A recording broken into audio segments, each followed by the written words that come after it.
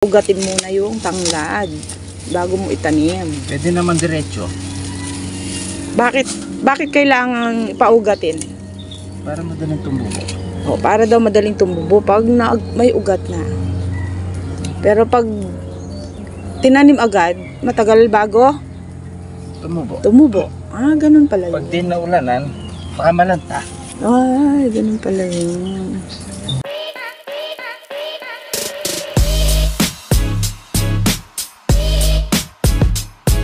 Ang tanglad. Wow, tanglad.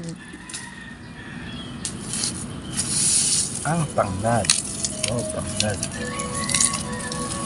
Ito, bini. Yun, bini. Yun daw ay tatanim. Yun ay pangbenta. Yun ay pangbenta. Yung malalaki ang... Pangbenta. Nanoksiyas ka rin, busal. Malalaki ang...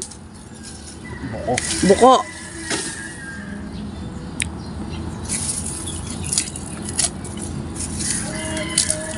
Ito, pang tanim.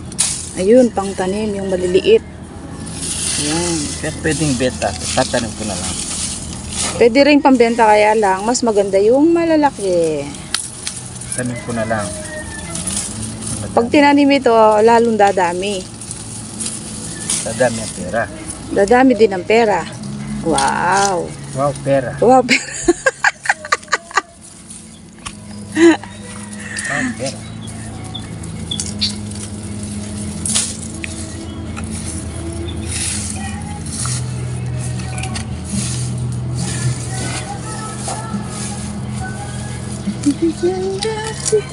Hindi pala payamutan mo pa. No, ka rin mo, payamutan. Sabi mo doon. Kimbalde. Ano ka tenam? Pemukin. Mo ka rin lakan yung tenam nala. No man may dilig. Pamangin mo. After Ini. Ganyan eh. Tenam kaya pa si Bay. magigisan lagabon niya.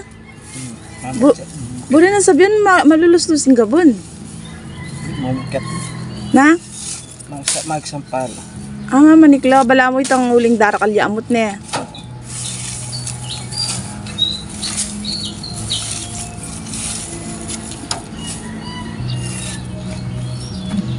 Kulang kabit. Pero nakabit mo yung sakto. Sobra lakas. Ayun, ang dami niyang itatanim. Yan tanim.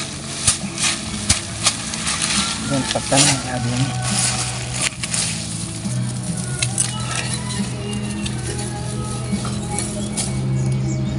Kukuha ka ulit. Ito ang naman mo. Nadumpit. At mo siguro ang buko. Kung nakikito.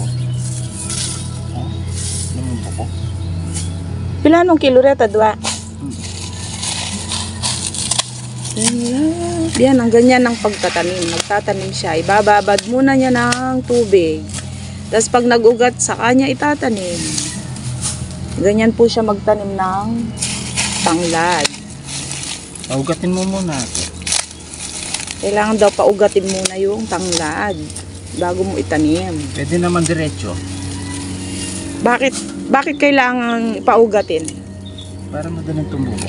O, para daw madaling tumubo pag may ugat na. Pero pag tinanim agad, matagal bago Tumubo. Ah, ganun pala Pag yun. di naulanan, baka malanta. Ay, ganun pala yun. Ganun. Kulang pa daw yung bebenta niya. Ayun, bukuha pa siya. Bili mo ka rin din balang babanglo. Kitang pasilaban.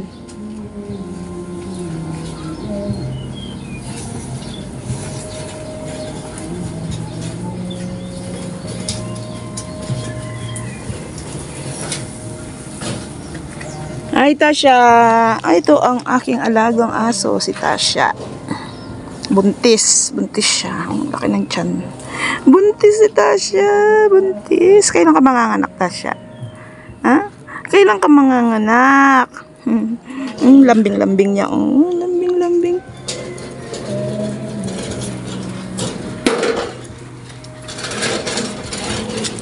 Kukuha daw muna siya ng tanglad ulit.